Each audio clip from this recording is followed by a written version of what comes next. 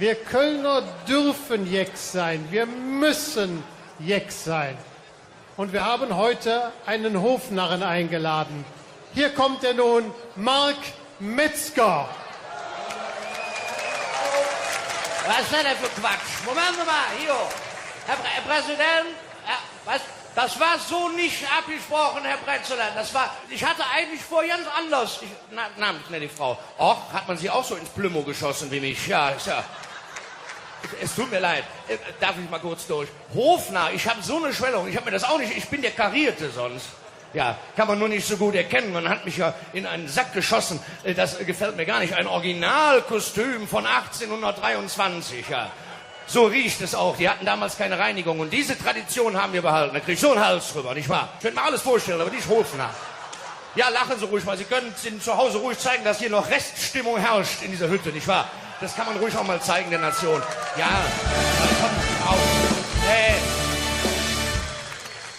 Ist doch wahr. Ich meine, ich muss es gerade erklären. Ich soll jetzt hier den Hofnarr machen. An der Türe haben sie mich abgefangen. Ich wollte nur gerade... Königin Mutter, kommen Sie rein. Ich bin am Arbeiten hier. Auch Tisch 1, natürlich, klar. Sitzen Sie bequem. Ich hatte den anderen Leuten gerade erzählt, dass ich den Hofnarr machen soll. Kann man mit meinem Kostüm überhaupt nichts anfangen. Ich wusste nicht, was das sein soll. Domprobe beim CSD oder wenn man in einer Altstadt besucht. Das war Blödsinn. Jetzt bist du reingekommen und ich weiß immer noch nicht, was ich hier erzähle. Die haben mich draußen, haben sie mich abgefangen. Ich wollte nur gratulieren kommen. Und gesagt, hier, Metzger, mach Hofnarr. Ich sag, nee, ruf den Gottschalk an, der hat Zeit, nicht wahr? Und umziehen muss der sich auch nicht großartig, verstehst du? Nee, haben sie gesagt, haben wir gemacht, der will 14.000. Ich sag, ich mach's für 11, verstehst du? Ja. Ich habe 14 fürs Taxi bezahlt, bin ich 3 im Minus. So eine Schwellung, kann ich dir sagen, nicht wahr? Hofnarr, vereinzelt wird geklatscht. Das ist Köln, nicht wahr? Ich müsste in diesem... Sie kommen aus Mainz, Sie sprechen gut Deutsch. Also ich, ja. Nee, ich bin dekoriert, da hast du mich immer noch nicht erkannt. Was hast du für ein Dioptrien? Na, lass mal nachschleifen, das ist ja nicht normal. Was habt ihr wieder für ein Zeug in der ersten Reihe gelegt heute? Das macht keinen Spaß.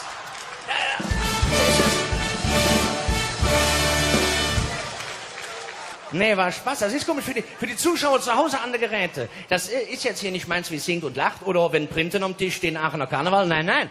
Das ist hier die Prinzenproklamation des... Was habe ich gesagt?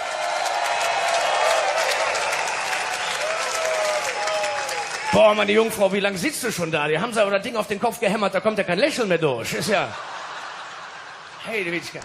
Das ist für die Zuschauer zu Hause an der Geräte, das ist die Prinzenproklamation in Köln. Das ist quasi der Beginn eines der größten Volksfeste weltweit. Es ist ein Volksfest. Was wir hier feiern, ist ein Volksfest, ein Fest für den kleinen Mann. Also, ich sag mal anders, wir feiern hier stellvertretend für den kleinen Mann. So könnte man es sagen. Ja, das ist es. Ja, genau. Ich darf es ja sagen, ich habe ja Plümo an, verstehst du? Weil der kleine Mann, der kommt hier gar nicht rein, der kriegt hier keine Karten. Ne? Das ist halt das Problem. Gucken Sie mal, schwenken Sie mal rum. Sie werden doch dafür bezahlt. Schwenken Sie hier mal rum. Sie hatten 100 Euro. Gehen Sie mal auf den Mann, 100 Euro hatte der für den Westdeutschen Rundfunk. Wir müssen von den Gebühren leben. Das sind die gleichen Leute, die letztes Jahr auch da, bis auf den Schrammer, der kommt immer näher an der Bühne, ich verstehe es nicht. Der kommt immer näher an der Bühne. Ja, hat ihr das so? Nichts.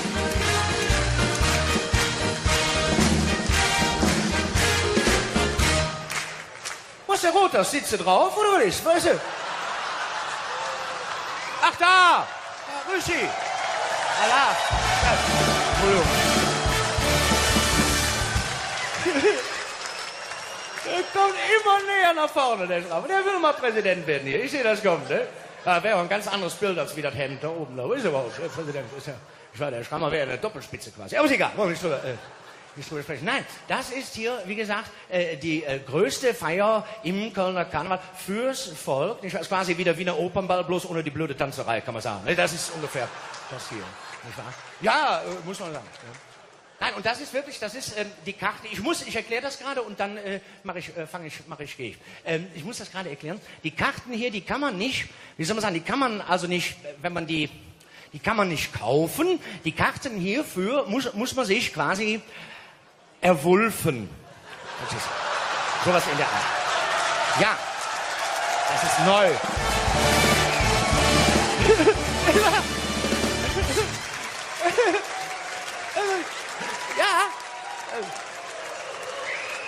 Ja, jetzt sind sie wach. Ja.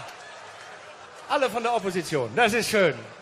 Ja, habe ich mir selber einfallen lassen. Wulfen, verstehst du? Da war aber on bohai. Jetzt ging mir so auf den Nerven. Darf man überhaupt Karneval feiern in so einer Krise? Herr Wulff, da habe ich jetzt wochenlang, hast du nur gehört, Affäre Wulff. Affäre kann nicht, nur der Nachname war mir unbekannt. Affäre Wulff. Ja. Ist ja so weit gegangen, bis im Fernsehen haben sie Sondersendung, 20:15 Uhr. Kämpfe ich seit 30 Jahren für. Ich komme nicht rein. 20:15 Uhr sitzt der da auf 2 Kanälen, wie er das hier macht, weiß ich nicht. Auf 2 Kanälen gleichzeitig.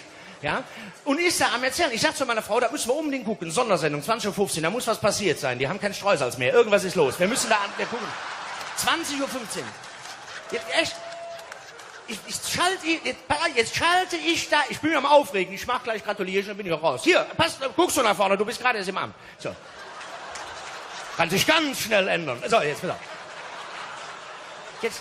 Jetzt guck ich mir das an, um 20:15 Uhr setze ich mich vor den Fernseher und dann gucke ich mir das an und dann sehe ich diesen Mann, den ich vorher noch nie gesehen habe, in diesem zerknitterten Kommunionsanzug, der mir erzählt, wo er in Urlaub war,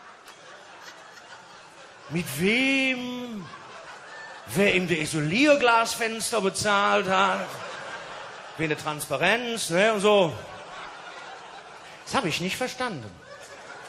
Da gucke ich mir 20 Minuten einen an, der sich dafür entschuldigt, dass er jemanden kennt, der ihm geholfen hat.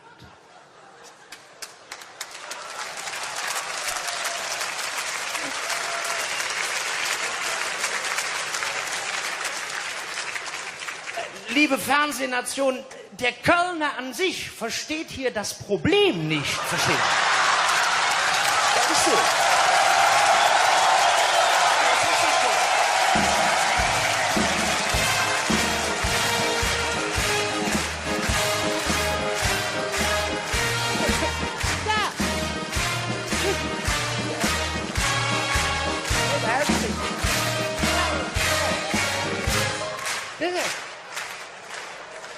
Was für ein Blödsinn, oder?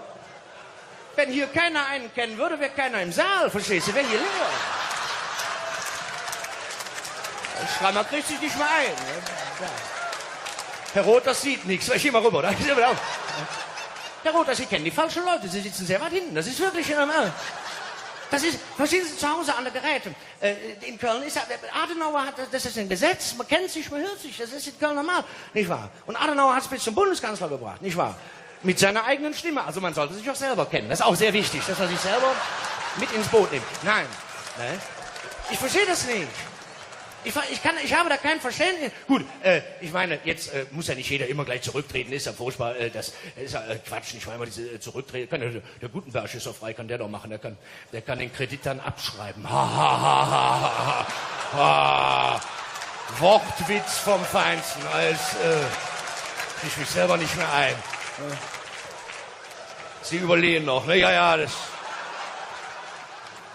Nee, ich muss sagen, lass den doch Kölner werden. Pass auf, eins muss ich sagen, ich fange dann aber auch an. Eins muss ich sagen, Herr Bundesherr, ja, was für einen Titel Sie auch gerade zur Ausstrahlung dieser Sendung noch haben, ich weiß es ja nicht. Sind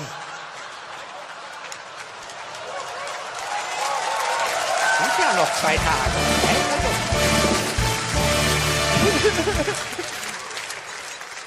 Oh, schon so spät.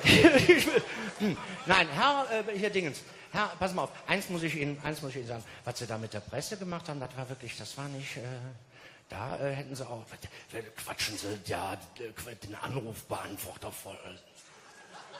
Schicken Sie doch eine Mail, das hört keiner, verstehst du? Das ist doch Quatsch, was Sie da zugesülzt selber schuppen. Oh.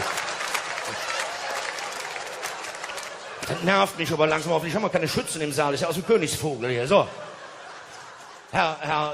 Hier, Dingens. Wenn Sie das nächste Mal bei der Presse, Sie müssen schon wissen, wie man mit der Presse arbeitet. Das lernt man selbst im Kölner Karneval. Also so schwer. Ich gebe Ihnen mal einen kleinen Tipp. Wenn Sie jetzt noch jetzt, was auch immer Sie sind. So, gebe Ihnen mal einen kleinen Tipp für die Pressearbeit. Ich mache das zum Beispiel so. Wenn mich in Köln die Presse anruft und fragt, Herr Metzger, wie ist es? Dann sage ich immer, weiß ich noch nicht, ich muss morgen erst mal Ihre Zeitung lesen. Ne? Wenn dann am nächsten Morgen drin steht, dass ich im Krankenhaus bin, ich aber zu Hause sitze, rufe ich direkt im Krankenhaus an und sage, tut mir leid, dass ich was spät dran bin, aber Sie wissen ja, schnell, schneller Express. Ne, das ist dann, zack, so läuft das dann da. Ja, so muss man...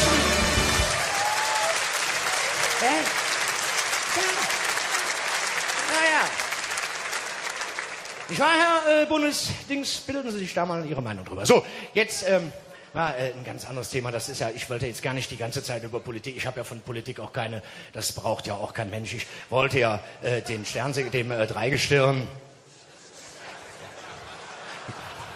Ja, wir haben ja noch früh im Karneval, ich bin völlig durch. Ich hatte heute Mittag noch Besuch hier von der katholischen Singmafia. War ja furchtbar wieder. Das ist ja, Kasperle, Melchior und Balsam oder wie sie heißen. Das war ja furchtbar. Noch ein Gloria oder Süßigkeiten? Ich sag, nee, hier habt ihr alles. Ne? Nein. Ich möchte hier nicht politisch werden. Ich möchte dem Amtierenden... Ja, ist schon amtiert? Ist schon... Ja? Ich war noch unterwegs, ich habe es nicht mitbekommen. Herr Roth, war der Rede in Ordnung, Lisa? Ja? Nee, ich habe es ja nicht mitgekriegt.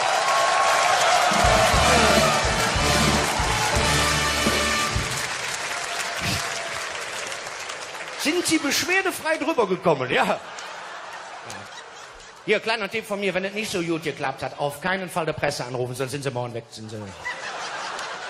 Obwohl, versuchen Sie es mal, vielleicht ist es in Köln anders. Ist egal. Also, nein, ich möchte es jetzt wirklich nicht zu einem politischen Vortrag, ich möchte jetzt einfach unserem Dreigestirn gerade, leck mich in den Knien, was habt ihr denn da gemalt? Das ist ja Wahnsinn. Das ist ein neues Bühnenbild, das ist sehen. Du darfst dich bewegen, du bist gar nicht Bühnenbild, du bist ein Sessel. Das ist das neue Bühnenbild, habe ich auch in der Zeitung gelesen. Der Gürzenich ist in der Moderne angekommen. Hat den Gürzenich mal einer gefragt, ob er das überhaupt will? Also ich komme hier nicht klar. Also das ist dieses Wahrzeichen, das Gerüst, das große Gerüst. Das ist ja...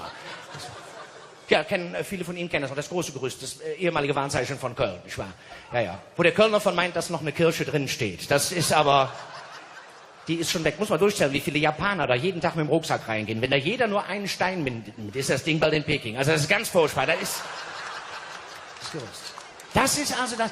Und das, jetzt verstehe ich, ich finde mich gerade ein. Das sind diese Kran, das ist dieser Kranbau, dieses Ding.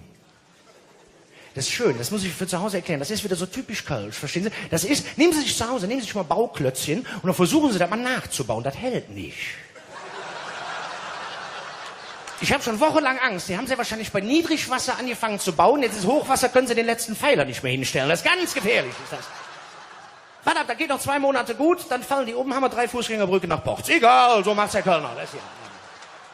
Das ist das Bühnenbild. Das ist auch toll. Ihr habt das toll. Wer hat sich das einfallen lassen? Festkomitee, ne?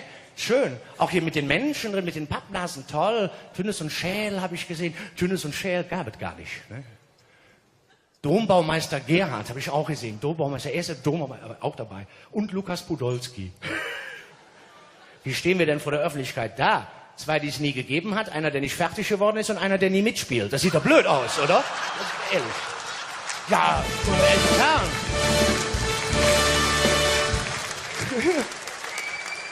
Da müsst ihr doch so Leute wie ein Schreimer, ja, Burger habe ich auch gesehen. Burger, herzlichen Glückwunsch, Sie haben es ja nochmal geschafft. Das war super. Wirklich, Burger King läuft ja wie Sau, muss man sagen. Das ist wirklich eine... ne, oder, also ganz ehrlich, ich hätte auch gern einen Herrn Rothers im Bühnenbild. Ich sage mir immer, lieber im Bühnenbild als in der freien Bildbahn. Aber das ist egal, weißt du, dann ist er irgendwie... ich will jetzt nicht platt werden, Herr Rothers und ich, schau mal, ich muss das eher nachfragen. Wir verstehen uns super. Wir sind Freunde, wir schreiben uns wöchentlich. Er nennt mich immer ganz liebevoll, lieber Verkehrsteilnehmer. Schreibt er mir jede Woche, lieber Verkehrsteilnehmer. Wir kennen das, ne? Diese Schreiben, das ist schön. Lieber Verkehrsteilnehmer, fand ich jetzt doof, was sie da gemacht haben. Entweder treten sie zurück oder schicken 10 Euro und so, ne? Sag ich immer, wenn du deinen Laden im Griff hättest, hätte ich einen Parkplatz gehabt. Aber ist egal, das ist unsere Kommunikation. Ne? Aber komm, ist gut. Komm, ich fange jetzt an. Ich sage mal, Hauptsache das ist bunt. Das ist das Wichtigste in Köln, muss man wirklich sagen, dass das bunt ist. Das ist ein kölsches Gefühl, das kann man ja nicht beschreiben. Bringt Single, glaube ich, dieses Jahr. Kölle, du bist bunt. Ne? Ja, nicht jede Sprache in der Mund, hast jede Farbe auf der Fahne, Kölle, du küsst an. Das sind so Gefühle, die kann man zu Hause an der Bildschirme, kann man nicht verstehen. Da muss man nach Köln kommen und muss das einfach spüren, was hier abgeht. Das ist unbeschreiblich. Köln ist eine Stadt, die, ich glaube, weltweit die einzige Stadt, die zigtausend Lieder ihr eigenen, zigtausend Lieder, in denen der Kölner am liebsten über sich und über die Stadt singt, über die Offenheit, über die Menschlichkeit, über die Wärme und über die Toleranz der Kölner. Das ist der absolute Wahnsinn. Und ich habe in der Zeit, wo ich, ja Schatz, gerade so schön, ich komme nicht runter in dem Sack. Das sitze ich wie Sie, ne? Ja.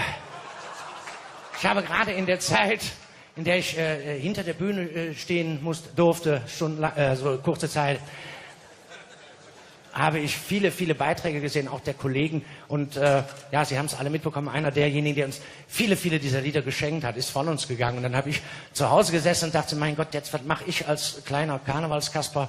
Sagst du was? Ne? Dann habe ich mich hingesetzt und habe mal überlegt, was hat er denn so geschrieben, nicht wahr? Und dann fiel mir eine Geschichte ein, beim Sammeln der Lieder, fiel mir eine Geschichte ein. Ich hatte ein Treffen damals mit Hans Knipp in einer Fernsehsendung, in einer der wenigen Sendungen, die er damals überhaupt besucht hat. Und da hatte der Moderator Bernd Stelter hatte gesagt, nach der Sendung zu ihm im Gespräch, sagt er, lieber Hans, ich weiß, du bist ja bescheiden und du magst das nicht, wenn man dich bauchpinselt, aber ich habe eben in der Sendung gesagt, du hast 1000 Lieder geschrieben. Und da guckte Hans Knipp ganz bescheiden zurück und sagte, Bernd, macht nichts, waren 1400.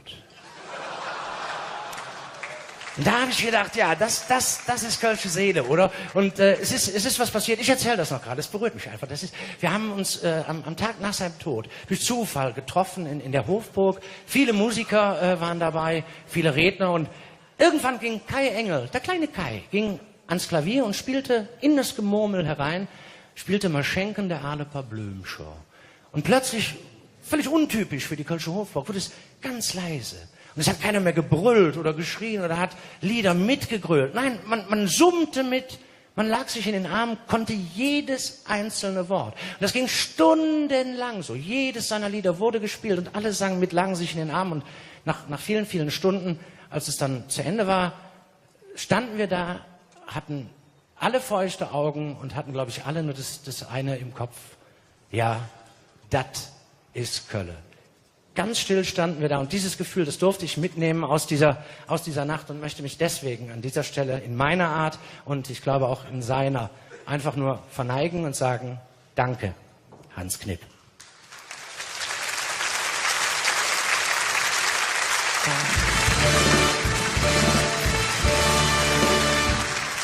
Ja. So. Ja, jetzt haben wir da rein wieder. Ne? Das ist auch wieder typisch Kölsch für Sie zu Hause. Jetzt hast du das weinende Auge und jetzt sollst du wieder weiterlachen. Aber das ist einfach so. Aber komm, ich mache mal 3 Stunden weiter. Ganz ehrlich, der Bauer ist ja kein Bauer. Das ist Quatsch. Die Jungfrau ist auch schon was länger her. Ne? Und der Prinz, der ist der wichtigste von den dreien. Markus, ich wollte es nicht ansprechen. Ich muss aber, nein, ich habe gerade über Toleranz und Weltoffenheit gesprochen. Ich muss es ansprechen, ohne es auszusprechen. Liebe Zuschauer zu Hause, stellen Sie sich Folgendes vor. Vor vielen, vielen Wochen gab es diese tolle Hochzeit. Ich war auf der Insel, nicht der Krautmacher, hier der andere, der William. Ne? Seine Karte hat er ja geheiratet. Und da saß der Kölner an für sich vom Fernseher und hat gesagt, guck mal, da heiratet der Prinz seine Frau. Schade, dass man das in Köln nicht haben können. Ne? So ungefähr war das. Ja.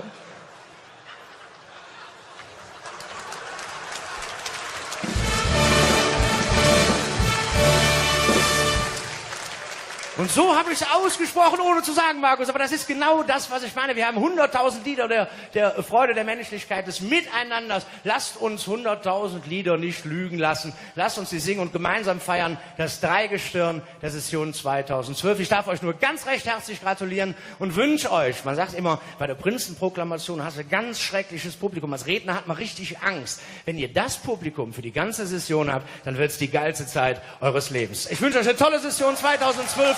Darf mich verneigen, Ihr untertänigster Marc Metzger.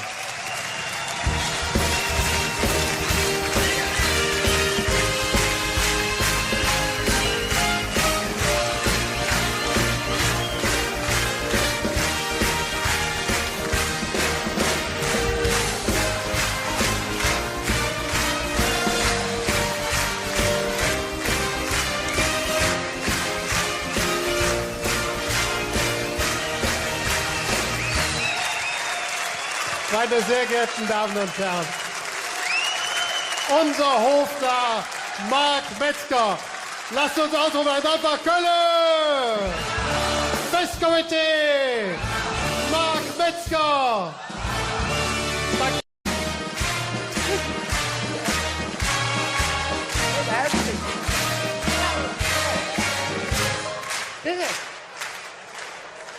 Was für ein Blödsinn, oder?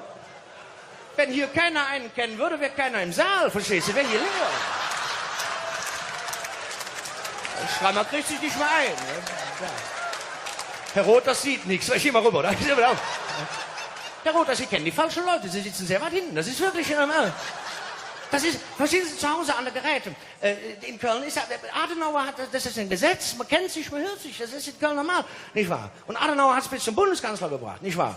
Mit seiner eigenen Stimme, also man sollte sich auch selber kennen. Das ist auch sehr wichtig, dass man sich selber mit ins Boot nimmt. Nein, ne? Ich verstehe das nicht. Ich habe da kein Verständnis. Gut, ich meine, jetzt muss ja nicht jeder immer gleich zurücktreten, ist ja furchtbar, das ist ja Quatsch, nicht mal diese zurücktreten. Der Gutenberg ist doch frei, kann der doch machen, der kann den Kredit dann abschreiben. Wortwitz vom Feinsten, als ich mich selber nicht mehr ein. Ne? Sie überlegen noch, ne? Ja, das... Nee, ich muss sagen, lasst ihn doch Kölner werden. Pass auf, eins muss ich sagen, ich fange dann aber auch an. Eins muss ich sagen, Herr Bundesherr, ja, was für einen Titel Sie auch gerade zur Ausstrahlung dieser Sendung noch haben, ich weiß es ja nicht. Sind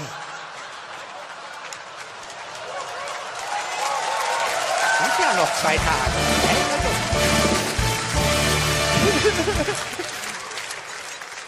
Oh, schon so spät. Nein, Herr, hier Dingens. Herr, pass mal auf, eins muss ich Ihnen sagen. Was Sie da mit der Presse gemacht haben, das war nicht, da hätten Sie auch, quatschen Sie, ja, den Anrufbeantworter voll. Schicken Sie doch eine Mail, das hört keiner, verstehst du? Das ist doch Quatsch, was Sie da zugesülzt selber schütten. Oh. Das nervt mich aber langsam auf. Ich habe mal keine Schützen im Saal. Das ist ja aus dem Königsvogel hier. So. Herr, hier, Dingens. Wenn Sie das nächste Mal bei der Presse, Sie müssen schon wissen, wie man mit der Presse arbeitet. Das lernt man selbst im Kölner Karneval. Also so schwer. Ich gebe Ihnen mal einen kleinen Tipp. Wenn Sie jetzt wenn Sie jetzt, was auch immer Sie sind. So, gebe Ihnen mal einen kleinen Tipp für die Pressearbeit. Ich mache das zum Beispiel so. Wenn mich in Köln die Presse anruft und fragt, Herr Metzger, wie ist es? Dann sage ich immer, weiß ich noch nicht, ich muss morgen erst mal Ihre Zeitung lesen. Ja? Wenn dann am nächsten Morgen drin steht, dass ich im Krankenhaus bin, ich aber zu Hause sitze, rufe ich direkt im Krankenhaus an und sage, tut mir leid, dass ich was spät dran bin, aber Sie wissen ja, schneller Express. Ne, das ist dann, zack, so läuft das dann da. Ja, so muss man... Ja. Naja. Ich war, Herr Bundesdings, bilden Sie sich da mal Ihre Meinung drüber. So, jetzt ein ganz anderes Thema. Das ist ja, ich wollte jetzt gar nicht die ganze Zeit über Politik. Ich habe ja von Politik auch keine, das braucht ja auch kein Mensch. Ich wollte ja dem Dreigestirn. Ja, wir haben ja noch früh im Karneval, ich bin völlig durch. Ich hatte heute Mittag noch Besuch hier von der katholischen Singmafia. War ja furchtbar wieder. Das ist ja, Kasperle Melch. Hat ihr das so? Fritz!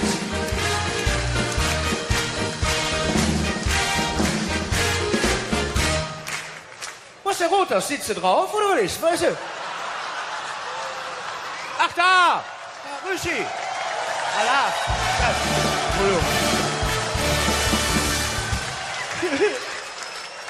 Der kommt immer näher nach vorne, der Schraube. Der will mal Präsident werden hier. Ich sehe das kommt, ne? Da wäre ein ganz anderes Bild als wie das Hemd da oben. Da ist er überhaupt. Der Präsident ist ja. Ich war der Schrammer wäre eine Doppelspitze quasi. Aber ist egal. Wollen wir nicht drüber sprechen. Nein, das ist hier, wie gesagt, die größte Feier im Kölner Karneval fürs Volk. Das ist quasi wie der Wiener Opernball, bloß ohne die blöde Tanzerei, kann man sagen. Das ist ungefähr das hier. Nicht wahr? Ja, muss man sagen. Ja. Nein, und das ist wirklich, die Karte. Ich erkläre das gerade und dann gehe ich. Ich muss das gerade erklären. Die Karten hier, die kann man nicht, wie soll man sagen, die kann man also nicht, wenn man die kann man nicht kaufen. Die Karten hierfür muss man sich quasi erwulfen. Verstehst du? Sowas in der Art. Ja, das ist neu.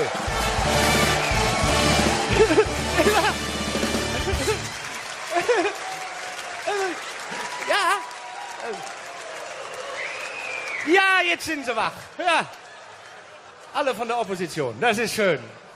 Ja, habe ich mir selber einfallen lassen. Erwulfen, verstehst du? Da war aber on bohai, jetzt ging mir so auf den Nerven. Davon überhaupt Karneval feiern in so einer Krise. Herr Wulff, da habe ich jetzt wochenlang, hast du nur gehört, Affäre Wulff. Affäre kann nicht, nur der Nachname war mir unbekannt. Affäre Wulff. Ja. Ist ja so weit gegangen, bis im Fernsehen haben sie Sondersendung, 20:15 Uhr. Kämpfe ich seit 30 Jahren für. Ich komme nicht rein. 20:15 Uhr sitzt der da auf 2 Kanälen, wie er das hier macht, weiß ich nicht. Auf 2 Kanälen gleichzeitig. Ja, und ist da am Erzählen. Ich sag zu meiner Frau, da müssen wir unbedingt gucken. Sondersendung, 20:15 Uhr, da muss was passiert sein. Die haben kein Streusalz mehr. Irgendwas ist los. Wir müssen da gucken. 20:15 Uhr. Jetzt echt. Jetzt schalte ich da, ich bin mir am Aufregen, ich mach gleich gratulieren, dann bin ich auch raus. Hier, guckst du nach vorne, du bist gerade erst im Amt. So. Kann sich ganz schnell ändern. So, jetzt pass auf. Jetzt guck ich mir das an, um 20:15 Uhr setze ich mich vor den Fernseher und dann gucke ich mir das an und dann sehe ich diesen Mann, den ich vorher noch nie gesehen habe, in diesem zerknitterten Kommunionsanzug, der mir erzählt, wo er in Urlaub war, mit wem, wer ihm die Isolierglasfenster bezahlt hat, wie eine Transparenz, ne, und so. Das habe ich nicht verstanden. Da gucke ich mir 20 Minuten einen an, der sich dafür entschuldigt, dass er jemanden kennt, der ihm geholfen hat.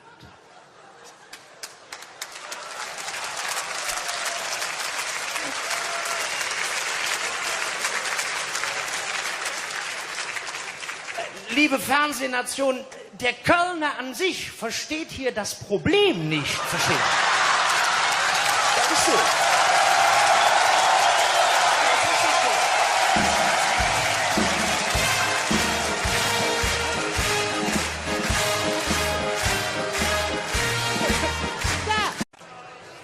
Wir Kölner dürfen Jeck sein. Wir müssen Jeck sein.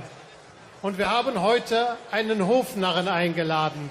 Hier kommt er nun, Mark Metzger. Was ist denn für Quatsch? Moment mal, hier.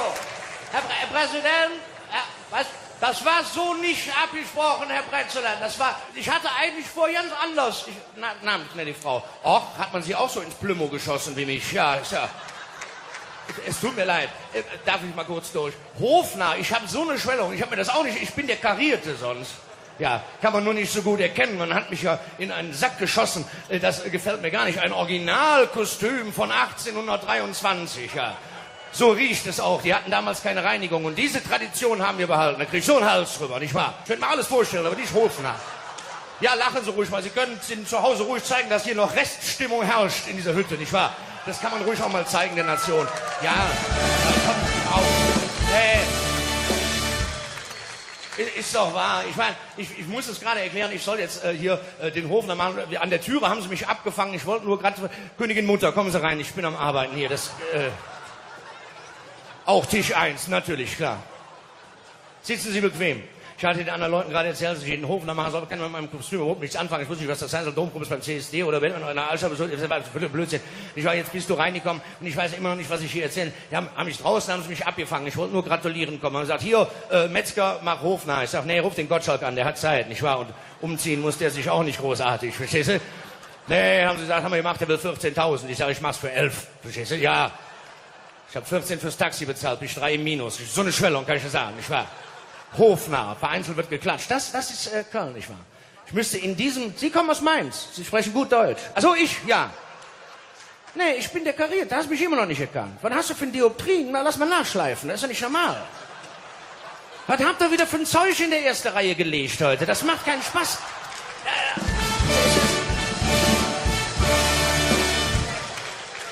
Nee, war Spaß. Das ist komisch für die Zuschauer zu Hause an der Geräte. Das ist jetzt hier nicht meins, wie singt und lacht oder wenn Printen am Tisch stehen, Aachener Karneval. Nein, nein. Das ist hier die Prinzenproklamation des... Was habe ich denn gesagt?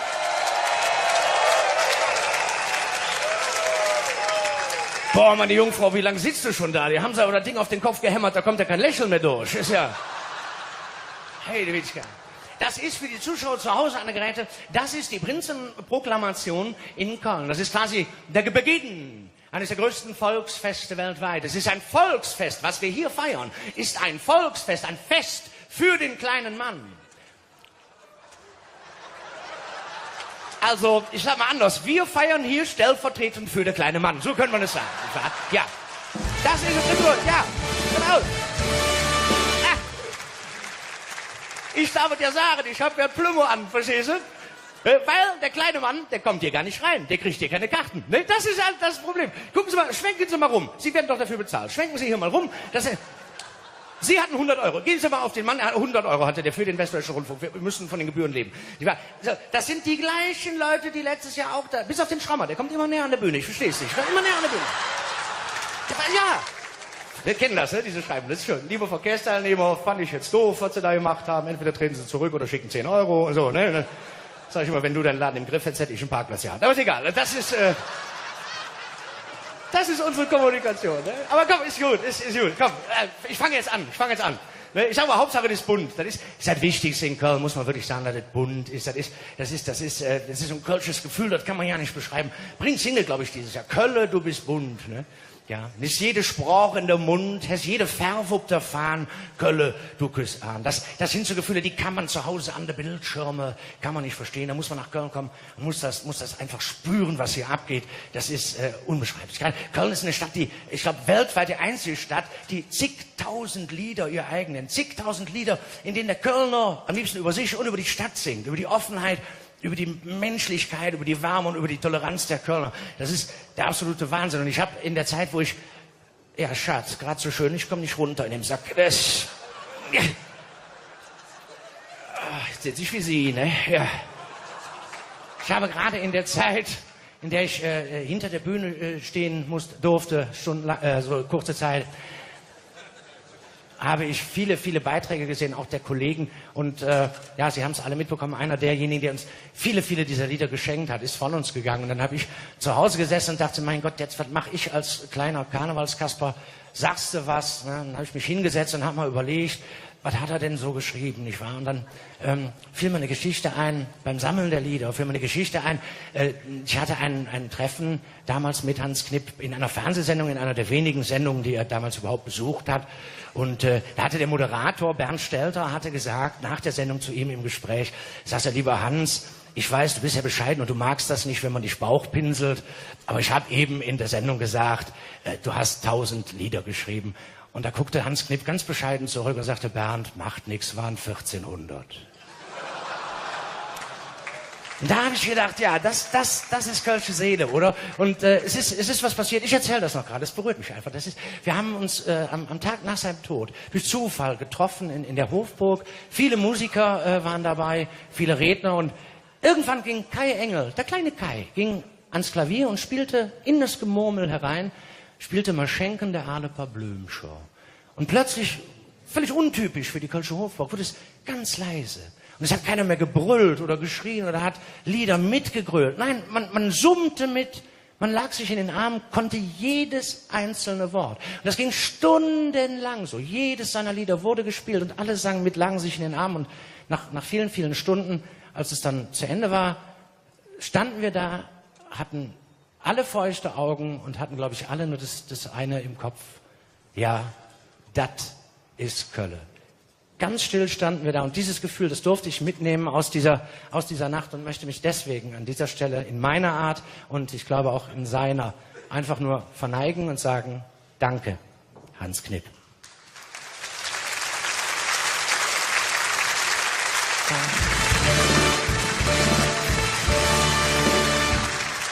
Ja.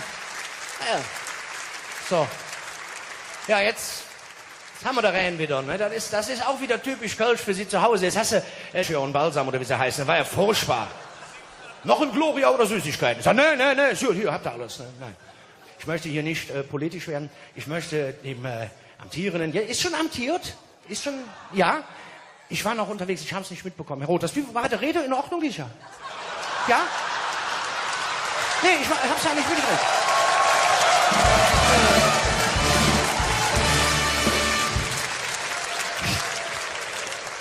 Sind Sie beschwerdefrei drüber gekommen, ja? Hier, kleiner Tipp von mir, wenn es nicht so gut geklappt hat, auf keinen Fall der Presse anrufen, sonst sind Sie morgen weg.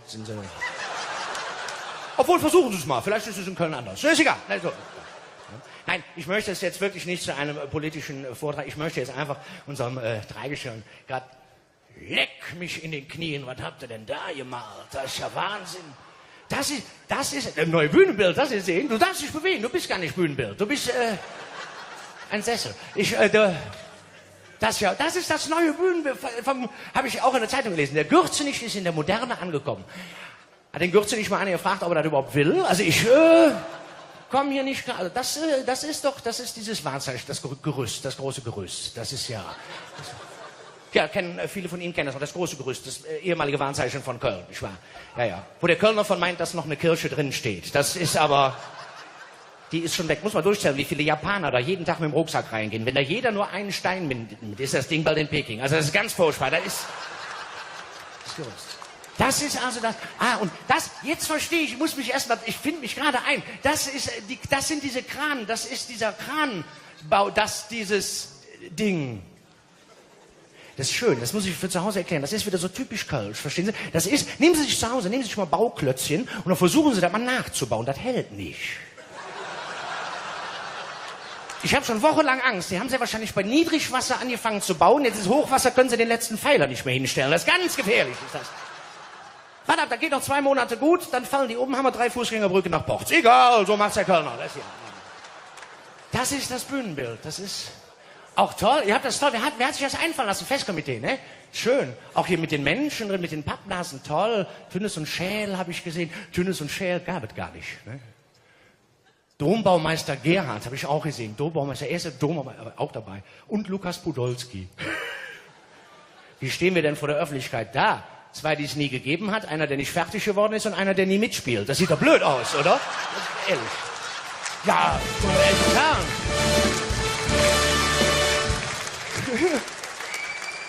Da müsst ihr doch so Leute wie ein Schreimer, ja, Burger habe ich auch gesehen. Burger, herzlichen Glückwunsch, Sie haben es ja nochmal geschafft. Das war super, wirklich. Burger King läuft ja wie Sau, muss man sagen. Das ist wirklich eine... ne, oder, also ganz ehrlich, ich hätte auch gern einen Herrn Rothers im Bühnenbild. Ich sage mir immer, lieber im Bühnenbild als in der freien Bildbahn. Aber das ist egal, weißt du, dann ist er irgendwie... ich will jetzt nicht platt werden, Herr Rothers und ich, schau mal, ich muss das eher nachfragen. Wir verstehen uns super. Wir sind Freunde, wir schreiben uns wöchentlich. Er nennt mich immer ganz liebevoll, lieber Verkehrsteilnehmer. Schreibt er mir jede Woche, lieber Verkehrsteilnehmer. Ja, Schatz, gerade so schön, ich komme nicht runter in dem Sack. Jetzt sitze ich wie Sie, ne? Ja. Ich habe gerade in der Zeit, in der ich hinter der Bühne stehen durfte, so kurze Zeit, habe ich viele Beiträge gesehen, auch der Kollegen. Und ja, Sie haben es alle mitbekommen, einer derjenigen, der uns viele dieser Lieder geschenkt hat, ist von uns gegangen. Und dann habe ich zu Hause gesessen und dachte, mein Gott, jetzt was mache ich als kleiner Karnevalskasper? Sagst du was? Ne? Dann habe ich mich hingesetzt und habe mal überlegt, was hat er denn so geschrieben, nicht wahr? Und dann fiel mir eine Geschichte ein, beim Sammeln der Lieder, fiel mir eine Geschichte ein. Ich hatte ein Treffen damals mit Hans Knipp in einer Fernsehsendung, in einer der wenigen Sendungen, die er damals überhaupt besucht hat. Und da hatte der Moderator Bernd Stelter hatte gesagt, nach der Sendung zu ihm im Gespräch, sagt er, lieber Hans, ich weiß, du bist ja bescheiden und du magst das nicht, wenn man dich Bauchpinselt, aber ich habe eben in der Sendung gesagt, du hast 1000 Lieder geschrieben. Und da guckte Hans Knipp ganz bescheiden zurück und sagte, Bernd, macht nix, waren 1400. Und da habe ich gedacht, ja, das ist kölsche Seele, oder? Und es ist was passiert, ich erzähle das noch gerade, es berührt mich einfach. Wir haben uns am Tag nach seinem Tod durch Zufall getroffen in der Hofburg. Viele Musiker waren dabei, viele Redner und irgendwann ging Kai Engel, der kleine Kai, ging ans Klavier und spielte in das Gemurmel herein, spielte Maschenken der Aleper Blümscher. Und plötzlich, völlig untypisch für die Kölsche Hofburg, wurde es ganz leise. Und es hat keiner mehr gebrüllt oder geschrien oder hat Lieder mitgegrölt. Nein, man summte mit, man lag sich in den Armen, konnte jedes einzelne Wort. Und das ging stundenlang so. Jedes seiner Lieder wurde gespielt und alle sangen mit, lagen sich in den Armen. Und nach vielen, vielen Stunden, als es dann zu Ende war, standen wir da, hatten alle feuchte Augen und hatten, glaube ich, alle nur das eine im Kopf. Ja, das ist Kölle. Ganz still standen wir da und dieses Gefühl, das durfte ich mitnehmen aus dieser Nacht und möchte mich deswegen an dieser Stelle in meiner Art und ich glaube auch in seiner einfach nur verneigen und sagen, danke, Hans Knipp.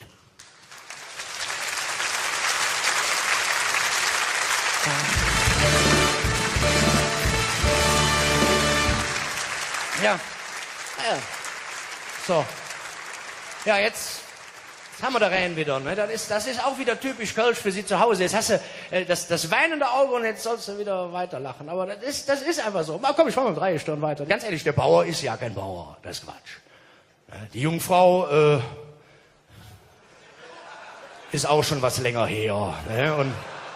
Und der Prinz, der ist der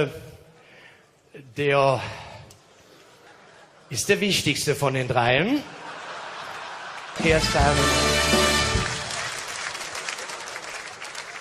Wir kennen das, ne? Diese Schreiben, das ist schön. Liebe Verkehrsteilnehmer, fand ich jetzt doof, was Sie da gemacht haben. Entweder treten Sie zurück oder schicken 10 Euro und so. Ne? Dann sag ich immer, wenn du deinen Laden im Griff hättest, hätte ich einen Parkplatz gehabt. Aber ist egal, das ist unsere Kommunikation. Ne? Aber komm, ist gut. Komm, ich fange jetzt an. Ich sage mal, Hauptsache das ist bunt. Das ist das Wichtigste in Köln, muss man wirklich sagen, dass das bunt ist. Das ist ein kölsches Gefühl, das kann man ja nicht beschreiben. Bringt Single, glaube ich, dieses Jahr. Kölle, du bist bunt. Ne? Ja, ist jede Sprache in der Mund, hast jede Farbe auf der Fahne, Kölle, du küsst an. Das sind so Gefühle, die kann man zu Hause an der Bildschirme, kann man nicht verstehen. Da muss man nach Köln kommen und muss das einfach spüren, was hier abgeht. Das ist unbeschreiblich. Köln ist eine Stadt, die, ich glaube, weltweit die einzige Stadt, die zigtausend Lieder ihr eigenen, zigtausend Lieder, in denen der Kölner am liebsten über sich und über die Stadt singt, über die Offenheit, über die Menschlichkeit, über die Wärme und über die Toleranz der Kölner. Das ist der absolute Wahnsinn. Und ich habe in der Zeit, wo ich, ja Schatz, gerade so schön, ich komme nicht runter in dem Sack. Jetzt sitze ich wie Sie, ne? Ja. Ich habe gerade in der Zeit, in der ich hinter der Bühne stehen durfte, so kurze Zeit, habe ich viele, viele Beiträge gesehen, auch der Kollegen. Und ja, Sie haben es alle mitbekommen, einer derjenigen, der uns viele, viele dieser Lieder geschenkt hat, ist von uns gegangen. Und dann habe ich zu Hause gesessen und dachte, mein Gott, jetzt was mache ich als kleiner Karnevalskasper? Sagst du was? Ne? Dann habe ich mich hingesetzt und habe mal überlegt, was hat er denn so geschrieben, nicht wahr? Und dann fiel mir eine Geschichte ein, beim Sammeln der Lieder, fiel mir eine Geschichte ein. Ich hatte ein Treffen damals mit Hans Knipp in einer Fernsehsendung, in einer der wenigen Sendungen, die er damals überhaupt besucht hat. Und da hatte der Moderator Bernd Stelter hatte gesagt, nach der Sendung zu ihm im Gespräch, sagt er, lieber Hans, ich weiß, du bist ja bescheiden und du magst das nicht, wenn man dich Bauchpinselt, aber ich habe eben in der Sendung gesagt, du hast 1000 Lieder geschrieben. Und da guckte Hans Knipp ganz bescheiden zurück und sagte, Bernd, macht nix, waren 1400. Und da habe ich gedacht, ja, das ist kölsche Seele, oder? Und es ist was passiert, ich erzähle das noch gerade, es berührt mich einfach. Wir haben uns am Tag nach seinem Tod durch Zufall getroffen in der Hofburg. Viele Musiker waren dabei, viele Redner und irgendwann ging Kai Engel, der kleine Kai, ging ans Klavier und spielte in das Gemurmel herein, spielte Maschenken der Aleper Blümscher. Und plötzlich, völlig untypisch für die kölsche Hofburg, wurde es ganz leise. Und es hat keiner mehr gebrüllt oder geschrien oder hat Lieder mitgegrölt. Nein, man summte mit, man lag sich in den Armen, konnte jedes einzelne Wort. Und das ging stundenlang so. Jedes seiner Lieder wurde gespielt und alle sangen mit, lagen sich in den Armen. Und nach vielen, vielen Stunden, als es dann zu Ende war, standen wir da, und du magst das nicht, wenn man dich Bauchpinselt, aber ich habe eben in der Sendung gesagt, du hast 1000 Lieder geschrieben. Und da guckte Hans Knipp ganz bescheiden zurück und sagte, Bernd, macht nix, waren 1400. Und da habe ich gedacht, ja, das ist kölsche Seele, oder? Und es ist was passiert, ich erzähle das noch gerade, es berührt mich einfach. Wir haben uns am Tag nach seinem Tod durch Zufall getroffen in der Hofburg. Viele Musiker waren dabei, viele Redner und irgendwann ging Kai Engel, der kleine Kai, ging ans Klavier und spielte in das Gemurmel herein, spielte Maschenken der Aleper Blümscher. Und plötzlich, völlig untypisch für die Kölsche Hofburg, wurde es ganz leise. Und es hat keiner mehr gebrüllt oder geschrien oder hat Lieder mitgegrölt. Nein, man summte mit, man lag sich in den Armen, konnte jedes einzelne Wort. Und das ging stundenlang so. Jedes seiner Lieder wurde gespielt und alle sangen mit, lagen sich in den Armen. Und nach vielen, vielen Stunden, als es dann zu Ende war, standen wir da, hatten alle feuchte Augen und hatten, glaube ich, alle nur das eine im Kopf. Ja, das ist Kölle. Ganz still standen wir da und dieses Gefühl, das durfte ich mitnehmen aus dieser Nacht und möchte mich deswegen an dieser Stelle in meiner Art und ich glaube auch in seiner einfach nur verneigen und sagen, danke, Hans Knipp.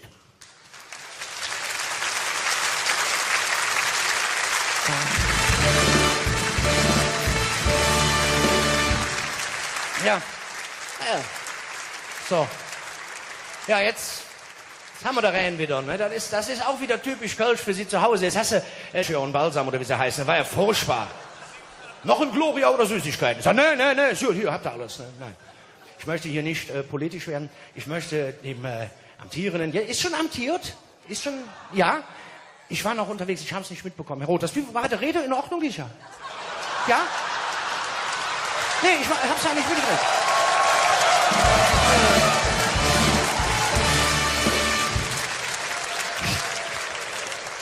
Sind Sie beschwerdefrei drüber gekommen, ja?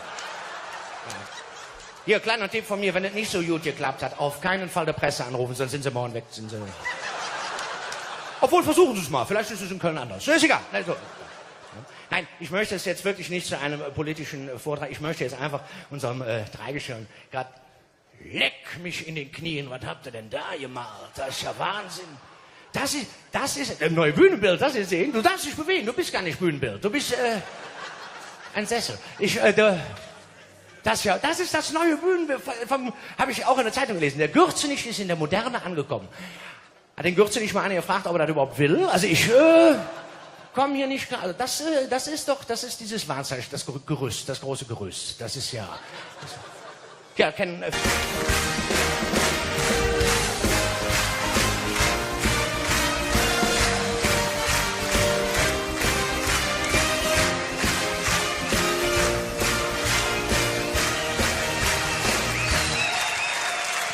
Meine sehr geehrten Damen und Herren, unser Hofnarr Marc Metzger.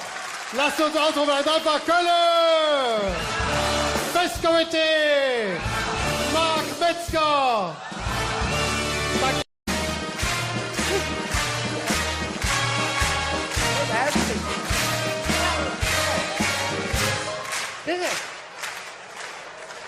Was für ein Blödsinn, oder? Wenn hier keiner einen kennen würde, wäre keiner im Saal, verstehst du? Wenn hier leer. Der Schrammer kriegt sich nicht mehr ein. Herr Roth, das sieht nichts. Ich geh mal rüber. Herr Roth, Sie kennen die falschen Leute. Sie sitzen sehr weit hinten. Das ist wirklich... Das ist, verstehen Sie, zu Hause an der Geräte. In Köln ist Adenauer hat, das ist ein Gesetz, man kennt sich, man hört sich, das ist in Köln normal, nicht wahr? Und Adenauer hat es bis zum Bundeskanzler gebracht, nicht wahr? Mit seiner eigenen Stimme, also man sollte sich auch selber kennen, das ist auch sehr wichtig, dass man sich selber mit ins Boot nimmt. Nein, ne? Ich verstehe das nicht. Ich habe da kein Verständnis. Gut, ich meine, jetzt muss ja nicht jeder immer gleich zurücktreten, ist ja furchtbar, das ist ja Quatsch, nicht mal diese zurücktreten. Der Gutenberg ist doch frei, kann der doch machen, der kann den Kredit dann abschreiben. Wortwitz vom Feinsten, als ich mich selber nicht mehr ein. Sie überlegen noch, ne? Ja, das... Nee, ich muss sagen, lass den doch Kölner werden. Pass auf, eins muss ich sagen, ich fange dann aber auch an. Eins muss ich sagen, Herr Bundesherr, ja, was für einen Titel Sie auch gerade zur Ausstrahlung dieser Sendung noch haben, ich weiß es ja nicht. Sind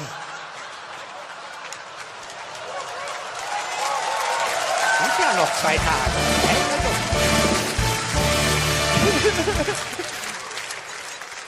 Oh, schon so spät. Nein, Herr, hier Dingens. Herr, pass mal auf, eins muss ich Ihnen sagen. Was Sie da mit der Presse gemacht haben, das war nicht, da hätten Sie auch, quatschen Sie, ja, den Anrufbeantworter voll. Schicken Sie doch eine Mail, das hört keiner. Verstehst du? Das ist doch Quatsch, was Sie da zugesülzt. Selber schütteln. Oh. Das nervt mich aber langsam auf. Ich habe mal keine Schützen im Saal. Das ist ja aus dem Königsvogel hier. So. Hier, Dingens. Wenn Sie das nächste Mal bei der Presse, Sie müssen schon wissen, wie man mit der Presse arbeitet. Das lernt man selbst im Kölner Karneval, also so schwer. Ich gebe Ihnen mal, über die Menschlichkeit, über die Wärme und über die Toleranz der Kölner, das ist der absolute Wahnsinn. Und ich habe in der Zeit, wo ich, ja Schatz, gerade so schön, ich komme nicht runter in dem Sack. Das, ja. Jetzt sitze ich wie Sie, ne? Ja. Ich habe gerade in der Zeit, in der ich hinter der Bühne stehen durfte, stundenlang, so kurze Zeit, habe ich viele Beiträge gesehen, auch der Kollegen. Und ja, Sie haben es alle mitbekommen, einer derjenigen, der uns viele dieser Lieder geschenkt hat, ist von uns gegangen. Und dann habe ich zu Hause gesessen und dachte, mein Gott, jetzt was mache ich als kleiner Karnevalskasper? Sagst du was? Ne? Dann habe ich mich hingesetzt und habe mal überlegt, was hat er denn so geschrieben, nicht wahr? Und dann fiel mir eine Geschichte ein, beim Sammeln der Lieder, fiel mir eine Geschichte ein. Ich hatte ein Treffen damals mit Hans Knipp in einer Fernsehsendung, in einer der wenigen Sendungen, die er damals überhaupt besucht hat. Und da hatte der Moderator Bernd Stelter hatte gesagt, nach der Sendung zu ihm im Gespräch, sagt er, lieber Hans, ich weiß, du bist ja bescheiden und du magst das nicht, wenn man dich Bauchpinselt, aber ich habe eben in der Sendung gesagt, du hast 1000 Lieder geschrieben. Und da guckte Hans Knipp ganz bescheiden zurück und sagte, Bernd, macht nix, waren 1400. Und da habe ich gedacht, ja, das ist Kölsche Seele, oder? Und es ist was passiert, ich erzähle das noch gerade, das berührt mich einfach. Wir haben uns am Tag nach seinem Tod durch Zufall getroffen in der Hofburg. Viele Musiker waren dabei, viele Redner. Und irgendwann ging Kai Engel, der kleine Kai, ging ans Klavier und spielte in das Gemurmel herein, spielte Maschenken der Aleper Blümscher. Und plötzlich, völlig untypisch für die Kölsche Hofburg, wurde es ganz leise. Und es hat keiner mehr gebrüllt oder geschrien oder hat Lieder mitgegrölt. Nein, man summte mit, man lag sich in den Armen, konnte jedes einzelne Wort. Und das ging stundenlang so. Jedes seiner Lieder wurde gespielt und alle sangen mit, lagen sich in den Armen. Und nach vielen Stunden, als es dann zu Ende war, standen wir da, hatten alle feuchte Augen und hatten, glaube ich, alle nur das eine im Kopf. Ja, das ist Kölle. Ganz still standen wir da und dieses Gefühl, das durfte ich mitnehmen aus dieser Nacht und möchte mich deswegen an dieser Stelle in meiner Art und ich glaube auch in seiner einfach nur verneigen und sagen, danke, Hans Knipp.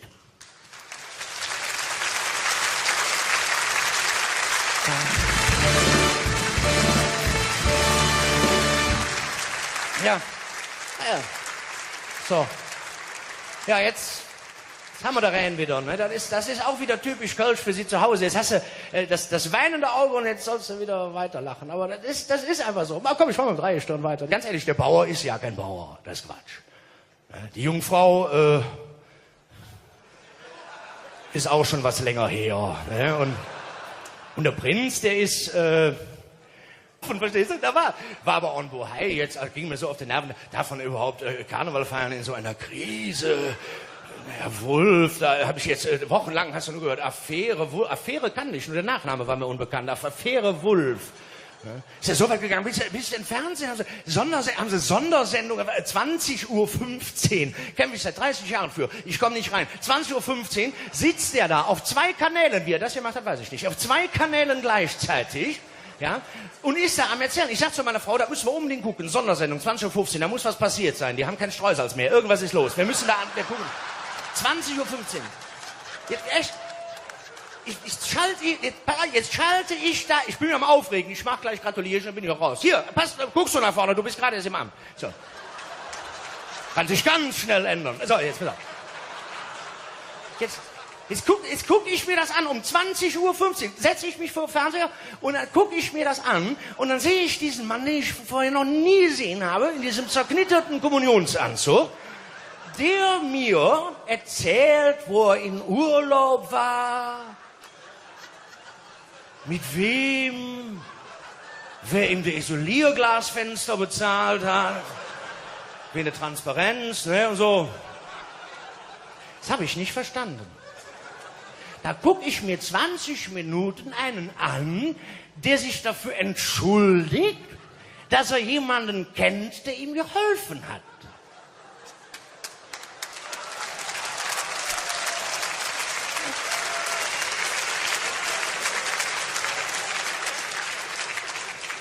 Liebe Fernsehnation, der Kölner an sich versteht hier das Problem nicht. Versteht? Das ist so.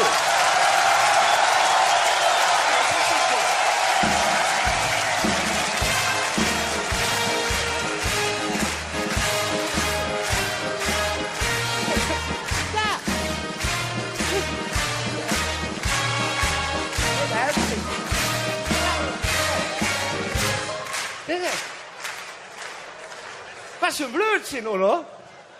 Wenn hier keiner einen kennen würde, wäre keiner im Saal, verstehst du? Wäre hier leer.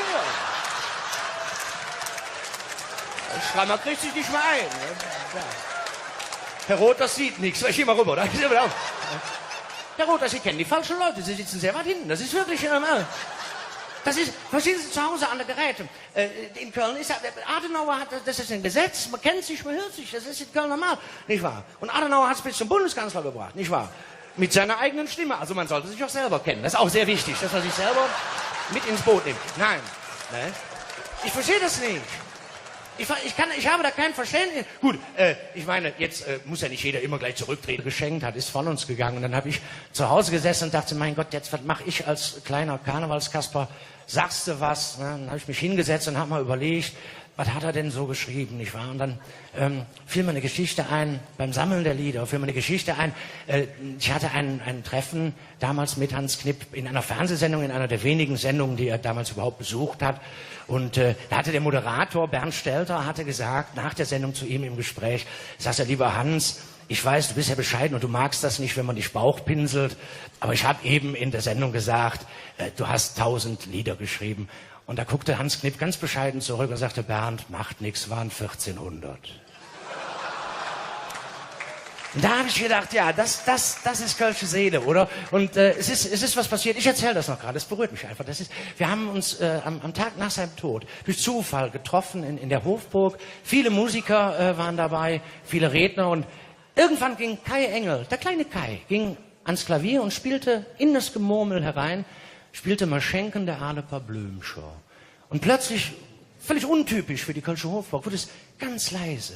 Und es hat keiner mehr gebrüllt oder geschrien oder hat Lieder mitgegrölt. Nein, man summte mit, man lag sich in den Armen, konnte jedes einzelne Wort. Und das ging stundenlang so. Jedes seiner Lieder wurde gespielt und alle sangen mit, lagen sich in den Armen. Und nach vielen, vielen Stunden, als es dann zu Ende war, standen wir da, hatten alle feuchte Augen und hatten, glaube ich, alle nur das eine im Kopf. Ja, das ist Kölle. Ganz still standen wir da und dieses Gefühl, das durfte ich mitnehmen aus dieser Nacht und möchte mich deswegen an dieser Stelle in meiner Art und ich glaube auch in seiner einfach nur verneigen und sagen, danke, Hans Knipp.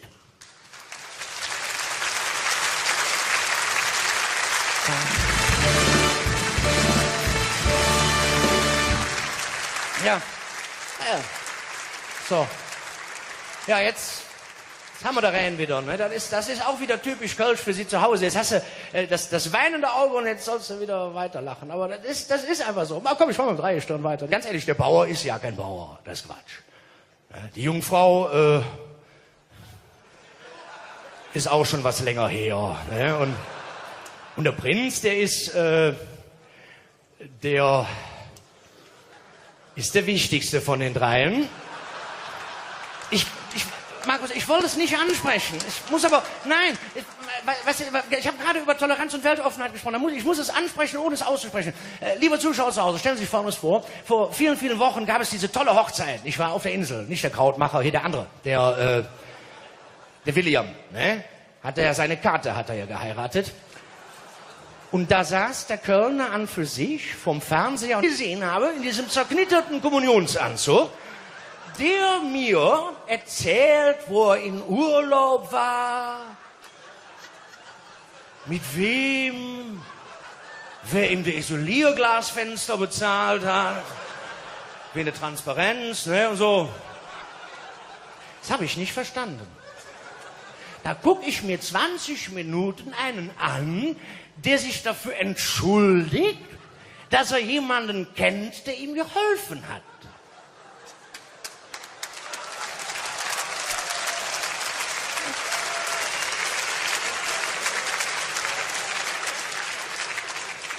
Liebe Fernsehnation, der Kölner an sich versteht hier das Problem nicht. Verstehen? Das ist so.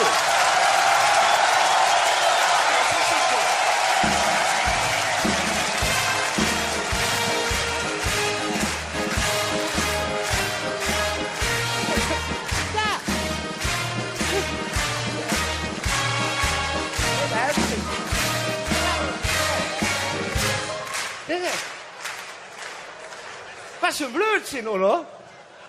Wenn hier keiner einen kennen würde, wäre keiner im Saal, verstehst du? Wäre hier leer. Der Schrammer kriegt sich nicht mehr ein. Ja. Herr Roth, das sieht nichts. Ich geh mal rüber. Herr Roth, Sie kennen die falschen Leute. Sie sitzen sehr weit hinten. Das ist wirklich... Das ist, verstehen Sie, zu Hause an der Geräte. In Köln ist Adenauer hat, das ist ein Gesetz, man kennt sich, man hört sich, das ist in Köln normal, nicht wahr? Und Adenauer hat es bis zum Bundeskanzler gebracht, nicht wahr? Mit seiner eigenen Stimme, also man sollte sich auch selber kennen. Das ist auch sehr wichtig, dass man sich selber mit ins Boot nimmt. Nein, ne? Ich verstehe das nicht.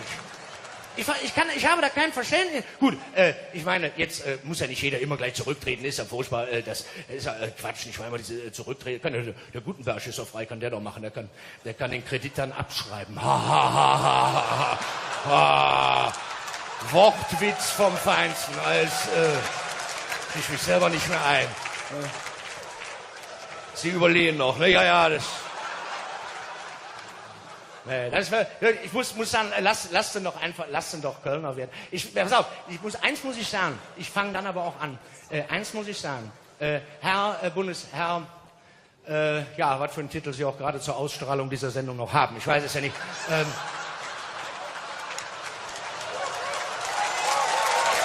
ja noch 2 Tage.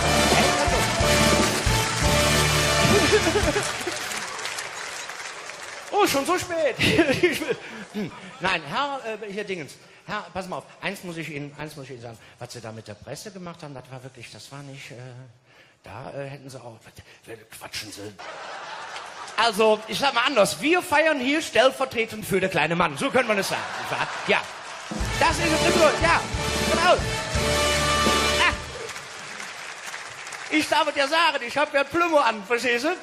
Weil der kleine Mann, der kommt hier gar nicht rein. Der kriegt hier keine Karten. Ne? Das ist halt das Problem. Gucken Sie mal, schwenken Sie mal rum. Sie werden doch dafür bezahlt. Schwenken Sie hier mal rum. Sie hatten 100 Euro. Gehen Sie mal auf den Mann. 100 Euro hatte der für den Westdeutschen Rundfunk. Wir müssen von den Gebühren leben. Das sind die gleichen Leute, die letztes Jahr auch da... Bis auf den Schrammer. Der kommt immer näher an der Bühne. Ich verstehe es nicht. Der kommt immer näher an der Bühne. Ja. Hat ihr das so... Fritz!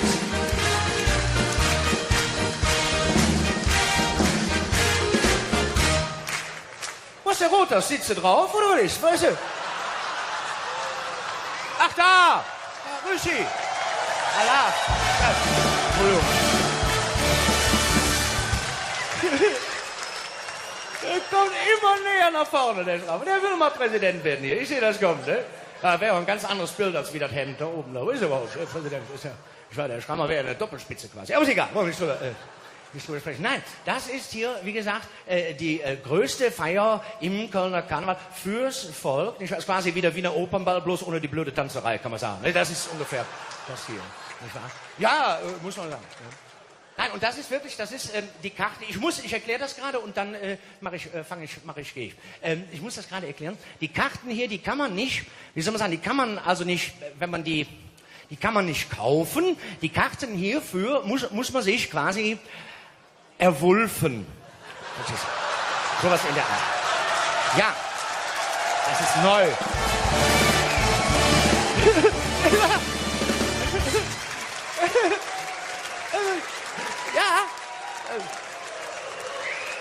Ja, jetzt sind sie wach. Ja, alle von der Opposition. Das ist schön.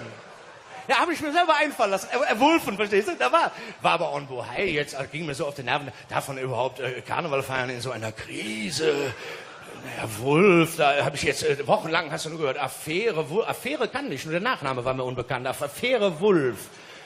Ist ja so weit gegangen, bis im Fernsehen haben sie Sondersendungen, 20:15 Uhr. Kämpfe ich seit 30 Jahren für. Ich komme nicht rein. 20:15 Uhr sitzt der da auf 2 Kanälen, wie er das gemacht hat, weiß ich nicht. Auf 2 Kanälen gleichzeitig. Ja, und ist da am Erzählen. Ich sag zu meiner Frau, da müssen wir unbedingt gucken. Sondersendung, 20:15 Uhr, da muss was passiert sein. Die haben kein Streusalz mehr. Irgendwas ist los. Wir müssen da gucken. 20:15 Uhr. Jetzt echt. Jetzt schalte ich da, ich bin am Aufregen, ich mach gleich gratulieren, dann bin ich auch raus. Hier, guckst du nach vorne, du bist gerade erst im Amt. So. Kann sich ganz schnell ändern. So, jetzt pass auf.